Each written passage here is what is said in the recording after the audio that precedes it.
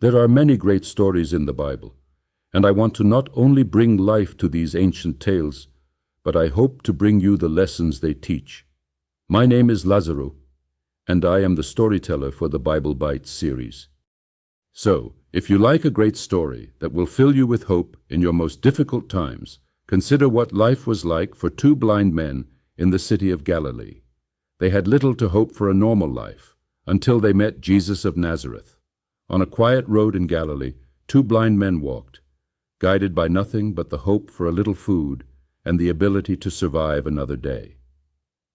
They had heard the rumors of a man who healed the sick, restored the broken, and cast out demons.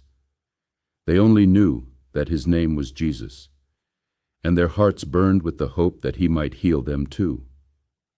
Hearing that Jesus was about to pass by, they had no way to find him. In the midst of the crowd, their voices broke through. They cried out, loud and desperate, "Son of David, have mercy on us!" Their plea echoed through the streets, carried by the urgency of their need. The world around them was full of noise, full of people, but they couldn't see any of it. Yet they were certain of one thing. This was their chance. Jesus, hearing their cry, paused. He didn't respond with words at first, but with action. He entered a house, and the blind men followed, their steps uncertain, but their resolve unshaken. Inside, the room was still. No distractions by the crowd outside. It was just Jesus and the two blind men. He looked at them, not with pity, but with understanding, with care. And he asked, "Do you believe that I am able to do this?" The question was simple, yet it held a world of meaning, because this was not just casual interest for two forgotten souls.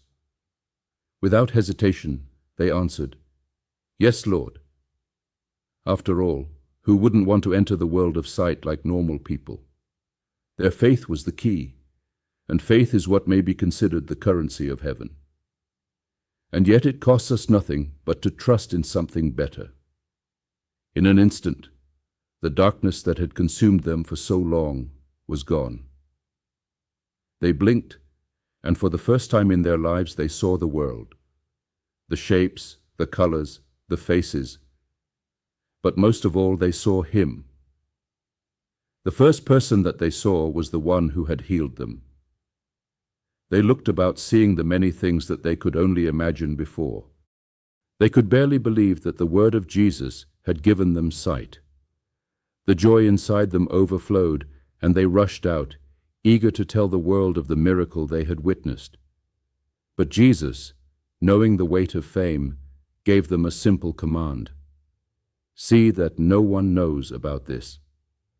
Because Jesus did not covet fame or popularity. He simply wanted others to believe in his message. As the two men left, another soul was brought to Jesus. This man was mute, silent. His body was possessed by a demon, leaving him trapped in a prison of his own voice. The crowd murmured, unsure of what to expect. But Jesus, undeterred, stepped forward.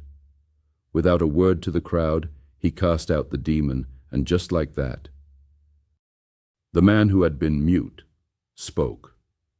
His voice, once silenced by darkness, was now free, and the crowd marveled. They had never seen anything like this before. They had never witnessed such power. "Nothing like this has ever been seen in Israel," they exclaimed. But not all were amazed. The Pharisees, standing apart from the wonder, looked on with suspicion. They whispered among themselves, "He casts out demons by the prince of demons." They saw the miracles, but they chose to see something else. They chose to doubt, to disbelieve, even in the face of undeniable power. For some, the light of Jesus was impossible to ignore. The blind saw, the mute spoke. The darkness was driven out by the power of his word. But for others, no miracle would be enough. No healing could open their eyes. This story was taken from the accounts of Jesus in Matthew 9.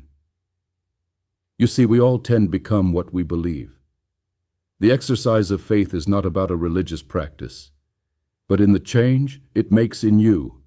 This is about the change that faith can and will make in your life. In Matthew 9:29, Jesus declared, "According to your faith, let it be done to you." Join us on this channel because I have many more stories that I hope to tell. And if you are so kind, please subscribe to this channel to get quick access to my next faith-driven message.